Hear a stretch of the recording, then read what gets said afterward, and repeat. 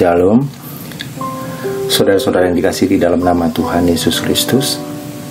Renungan bagi kita pada saat ini terambil dari Injil Lukas pasal yang ke-16 ayat 1 sampai ayatnya yang ke-8 yang berbunyi demikian. Dan Yesus berkata kepada murid-muridnya, ada seorang kaya yang mempunyai seorang bendahara. Kepadanya disampaikan tuduhan bahwa bendahara itu menghamburkan miliknya. Lalu ia memanggil bendahara itu dan berkata kepadanya, apakah yang kudengar tentang engkau? Berilah pertanggungjawab atas urusanmu, sebab engkau tidak boleh lagi bekerja sebagai bendahara. Kata bendahara itu di dalam hatinya, apakah yang harus aku perbuat? Tuanku memecat aku dari jabatanku sebagai bendahara. Mencangkul aku tidak dapat, mengemis aku malu. Aku tahu apa yang akan kuperbuat, supaya apabila aku dipecat dari jabatanku sebagai bendahara, ada orang yang akan menampung aku di rumah mereka. Lalu ia memanggil seorang demi seorang yang berutang kepada tuannya. Katanya kepada yang pertama, berapakah utangmu kepada tuanku? Jawab orang itu, 100 tempayan minyak. Lalu katanya kepada orang itu, inilah surat utangmu, duduklah dan buat surat utang lain sekarang juga, 50 tempayan. Kemudian ia berkata kepada yang kedua, dan berapakah utangmu? Jawab orang itu, 100 pikul gandum.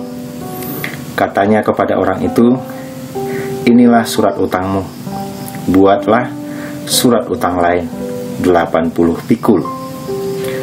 Lalu tuan itu memuji bendahara yang tidak jujur itu, karena ia telah bertindak dengan cerdik. Sebab anak-anak dunia ini lebih cerdik terhadap sesamanya daripada anak-anak terang. Demikian sabda Tuhan. Yang berbahagialah kita yang mendengarkan firman Tuhan, memeliharanya dan melakukannya. Saudara-saudara yang dikasihi di dalam nama Tuhan Yesus Kristus, sebagai anak-anak terang, kita yakin bahwa kebenaran pasti menang. Sayangnya, fakta membuktikan justru sebaliknya. Orang benar dikalahkan, orang baik tersingkir, dan orang jujur hancur. Kalau demikian, apakah kita harus mengubah keyakinan itu? Bila dalam Injil hari ini Yesus berkisah tentang bendahara yang tidak jujur, yang justru dipuji oleh tuannya, itu tidak berarti bahwa Yesus bermaksud mengajar murid-murid untuk bertindak tidak jujur. Yang dipuji oleh Tuhan bukanlah ketidakjujuran bendahara itu, melainkan kecerdikannya. Sadar akan situasinya yang terancam, bendahara itu tidak tinggal diam, pasrah dan menyerah. Sebaliknya, ia bertanya pada dirinya sendiri, apa yang harus aku perbuat? Bendahara itu dikatakan cerdik, dan karena itu dipuji oleh tuannya karena ia menggunakan akal budinya agar cepat mengerti masalah yang sedang dihadapi dan mampu menemukan solusi secara tepat dan tepat.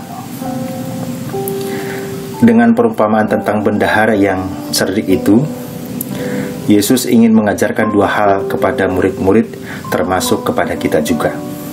Pertama, tetaplah mengusahakan kebenaran, kebaikan, kejujuran, yakni berusaha hidup sebagai anak-anak terang. Yang kedua, bagaimanapun juga, usaha untuk menghadirkan nilai-nilai kerajaan Allah itu mestinya diperjuangkan dengan menggunakan segala kekuatan yang ada.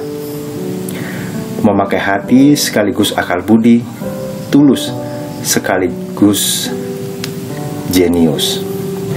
Lihat, aku mengutus kamu seperti domba ke tengah-tengah serigala, sebab itu hendaklah kamu cerdik seperti ular dan tulus seperti merpati. Matius 10 ayat yang ke-16. Kebenaran pasti menang, namun kemenangan itu harus dijeripayahkan sepenuh hati dan budi. Tuhan Yesus memberkati. Amin.